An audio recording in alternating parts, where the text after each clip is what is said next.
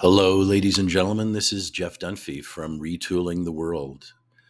Today, I want to share with you a dialogue that St. Germain had many years ago about the power of true visualization. I hope you enjoy it.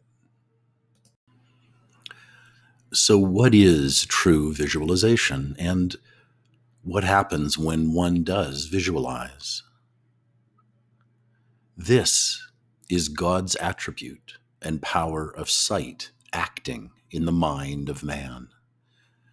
When one consciously pictures in his mind a desire he wishes fulfilled, he is using one of the most powerful means of bringing it into his visible, tangible experience.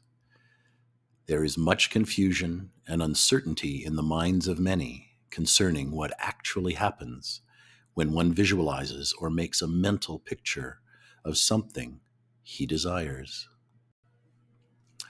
No form ever came into existence anywhere in the universe unless someone had consciously held a picture of that form in his thought, for every thought contains a picture of the idea within it.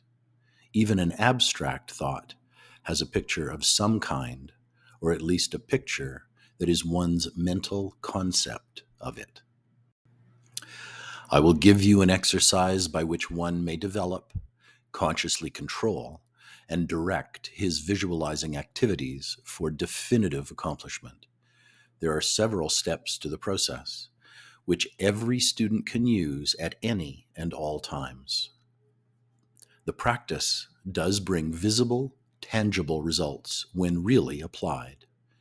The first step is to determine upon a definitive plan or desire to be fulfilled.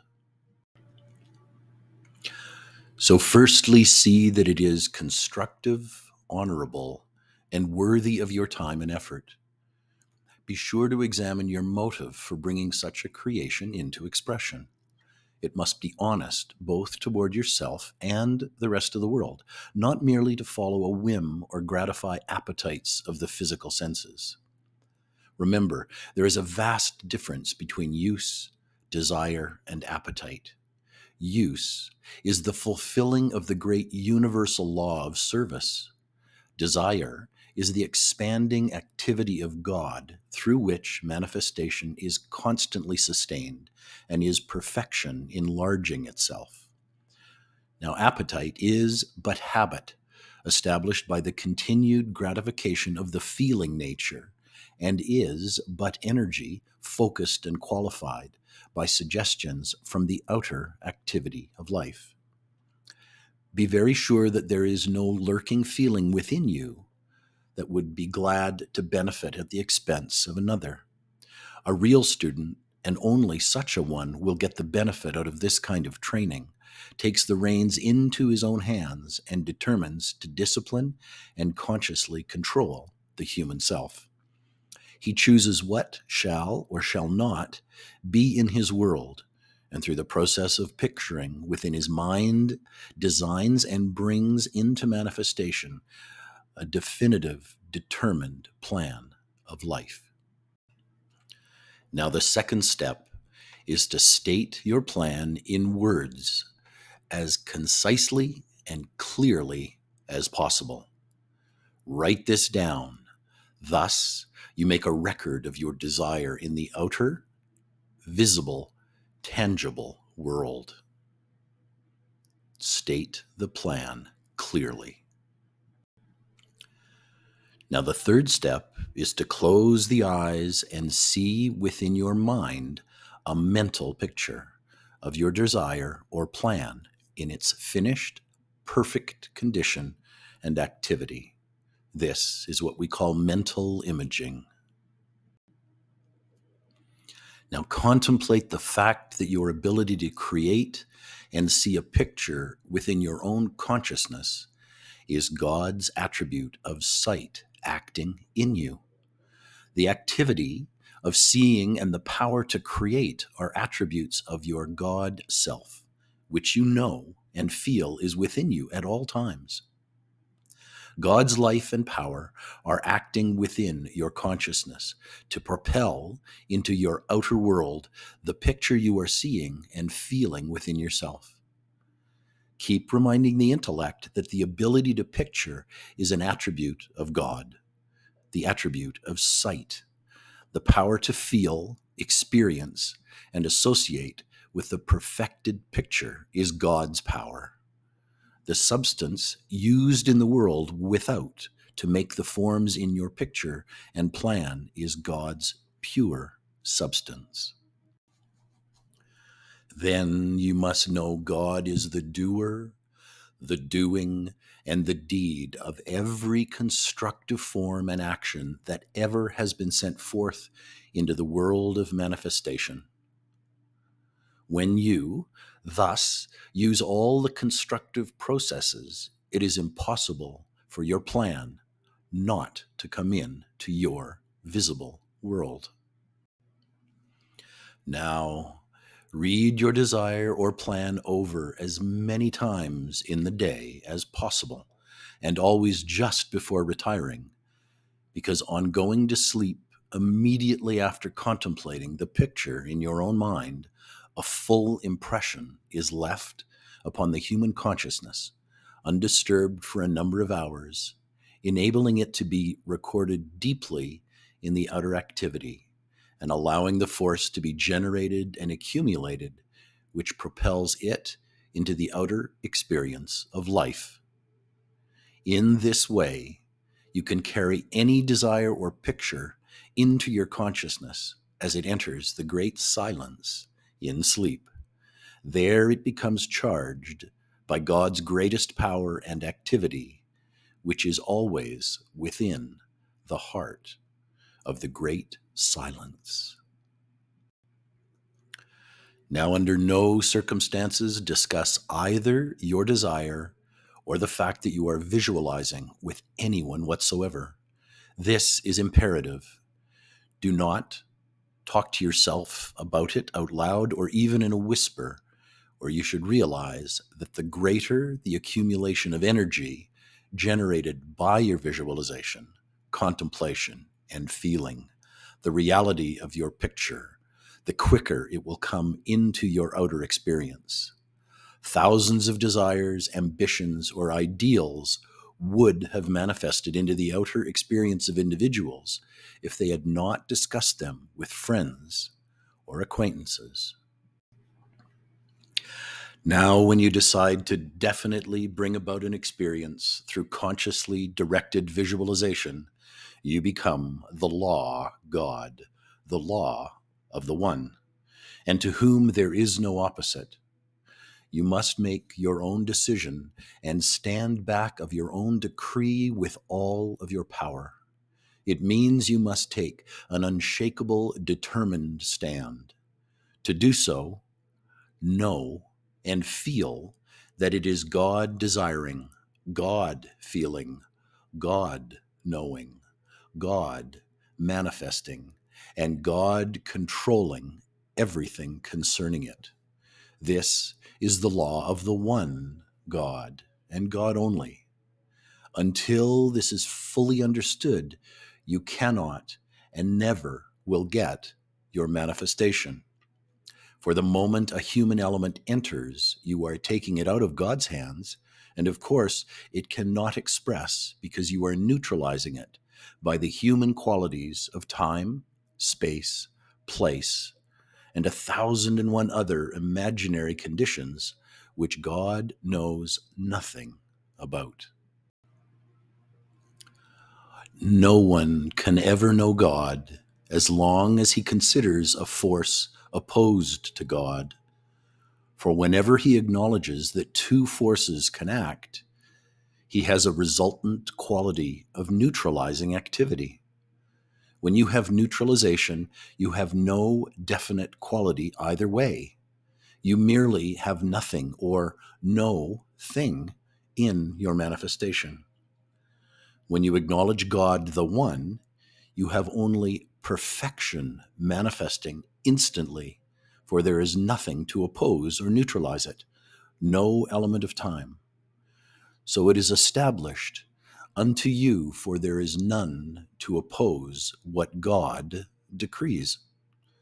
Conditions can never improve for anyone until he desires perfection and stops acknowledging a power opposed to God, or that there is something either in or outside of him that can prevent God's perfection from expressing.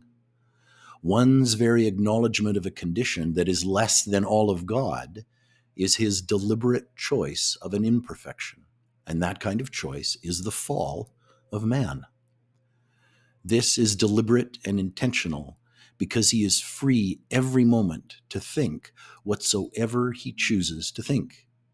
Incidentally, it takes no more energy to think a thought or picture of perfection than it does to think one of imperfection.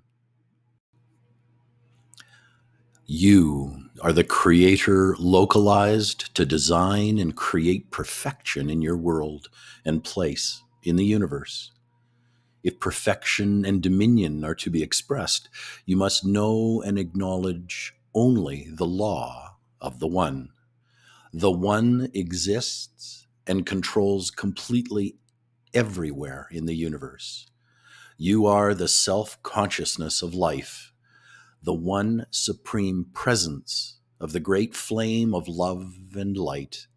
You alone are the chooser, the decreer of the qualities and forms you wish to pour your life into. For you are the only energizer of your world and all that it contains. When you think or feel, part of your life energy goes forth to sustain your creation. Cast out of mind, then, all doubt or fear of the fulfillment of that which you are picturing. Should any such thoughts or feelings, which are after all but human emanations, thoughts and feelings that do not contain perfection, come to your consciousness, instantly replace them with the full acknowledgement of yourself and world as the life of God, the One. Further than that, be completely unconcerned about it, except during the time you are visualizing. Have no set time in your mind for results, except to know that there is only now, just the immediate moment. Take this discipline, use it, and you can manifest a resistless power in action that cannot and never did fail. Always remember you are God picturing. You are God intelligence directing. You are God power propelling. It is God's your substance being acted upon. As you realize this and contemplate the fullness of it, often everything in the universe rushes to fulfill your desire, your command, your picture. For it is all constructive and therefore agrees with the original divine design for self-conscious life. If the human side of us really agrees to the divine design and accepts it, there can be no such thing as delay or failure, for all energy has the inherent quality of perfection within it and rushes to serve its creator. As your desire or picture is constructive, you are God seeing his own plan. When God sees, it is an irrevocable decree or command to appear now. In the creation of this earth and systems of worlds, God said, "Let there be light," and light appeared. It did not take eons of time to create light. The same mighty God is in you now, and when you see or speak, it is his attribute of sight and speech, which is acting in and through you. If you realize what this truly means, you can command by his full power and authority, for you are his life consciousness, and it is only the self-consciousness of your life that can command, picture, or desire a constructive and perfect plan. Every constructive plan is his plan. Therefore, you know God is acting. Therefore, you know indeed God is acting, commanding. Let this desire or plan be fulfilled now, and it is done. And indeed, it is done. Now, if this teaching has stirred something deep inside you, and if you feel the call to live from the higher laws and wield your divine creative power with clarity and purpose, we bid you that Retooling the World is here to guide you. We offer one-on-one sessions, various transformational clinics, advanced astrological and psychological soul readings, all designed to awaken your true self. Our teachings are for light bearers, seekers, and builders of this upcoming golden age. We stand at the threshold of a very new start for humanity, one of sovereignty, unity, and inner mastery. Perhaps we can walk this path together. Visit retoolingtheworld.com and take your next inspired step today. The world doesn't change unless you do, and when you do, the world cannot help but follow. This is Jeff Dunphy from Retooling the World. Thank you so much for allowing us to be of service.